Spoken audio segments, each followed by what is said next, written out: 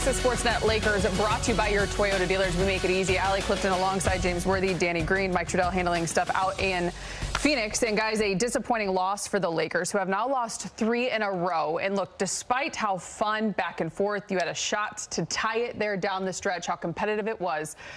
I think coming in versus a Phoenix Suns squad down their 2 stars, no Devin Booker, as we talked about in the pregame, no Dylan Brooks. To look at this one in totality, the biggest key we talked about in the pregame, taking away their confidence early. Big game. The reality is you were tied at 49 at half. You were tied at 80 going into the 4th. And versus a team that has played hard all season long, that's their MO, who can hit shots. They average 15 threes made per game on the season.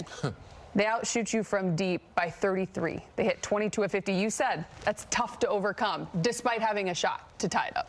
Yeah, the minute you're missing a player, one of your star players, and if you're missing 2, you better believe that whatever's going to be on that floor is going to have tons of energy.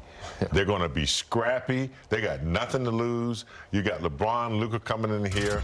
That's a dangerous game to play. And you have to have your antennas up from the beginning.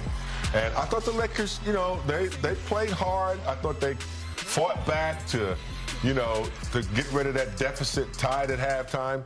But 22 threes, and then on top of that, you give up 15 offensive rebounds.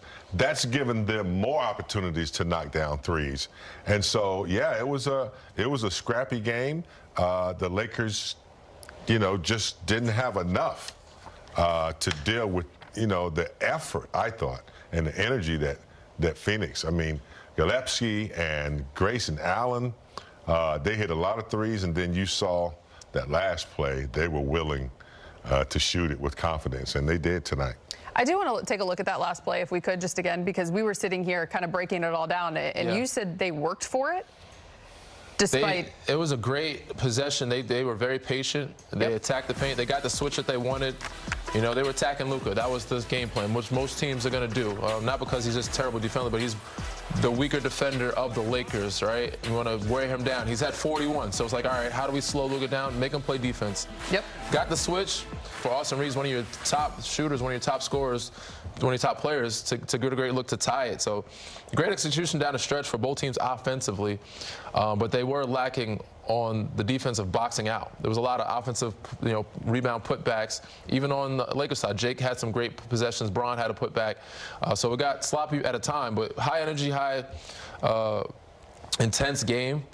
And like the game said, there's nothing more dangerous than a wounded animal. And that wounded animal got some confidence, like you spoke about late in the game. They were taking shots and knocking down shots without their 2 stars confidently. And Jalen Green didn't have it going. So really 3 of your top guys were not playing, 2 not playing, 1 not playing well. But everybody else kind of stepped up. You got to give them credit. 22 threes is hard to come back from. The Lakers did show some character of fighting and getting back. Luka brought him back, got him in it. Marcus Smart made some plays down the stretch. But unfortunately, it was a little too late. I was going to say, you get 49 combined from Gillespie and Grayson Allen, but then again, those 15 offensive rebounds. Did you like the possession there down the stretch? As you mentioned, a heck of a draw up there by JJ for Austin. He's been in those moments before. He's hit game winners in a Laker uniform before. He had an awesome look there to tie it up. Yeah, I agree with Danny, too. I mean, Phoenix just allowed that to happen. There's no way they should have been anywhere inside of the 3-point line. They should have just been on there and let them have the 2.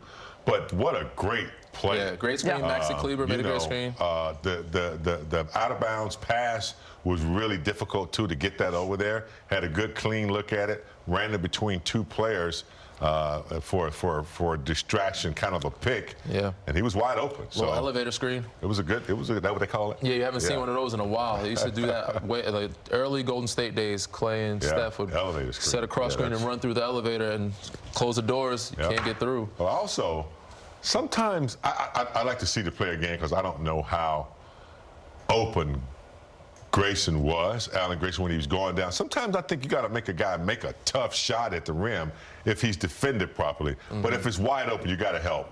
And so when the help came, that kind of broke the defense. He got a step on Luka, pretty good step. Somebody had to come. I think it was Braun had to come help.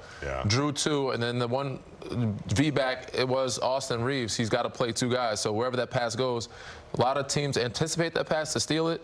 But then if you miss it, if he throws it to that wing, it's a 3. But he still threw it, got it through, which was a hell of a pass, and then swing to Royce O'Neal at the top of wing, and he knocked it down. Behind. Yeah. Ball moves. That's also disciplined by Phoenix. Yeah, ball moves faster than the man, right? So if you don't hesitate and you swing like you're supposed to, you're going to get some open looks. And they did that all night. You know, that wasn't just on the last play. Like Gillespie, Grayson Allen, they were playing two-man games, slipping out of screens. Gillespie throwing go with the big, putting Luka in action. See it one more time. They're just moving the ball so well tonight, and that's why they got so many uncontested great looks from the three-point line and got so many attempts, way more attempts, you know, pretty much doubling the Lakers' attempts, I would say, and then getting some good looks and got in rhythm. When the Hall of Famer asks, let's see, one we more. deliver. When he's home, he's probably going to get a right-hand layup.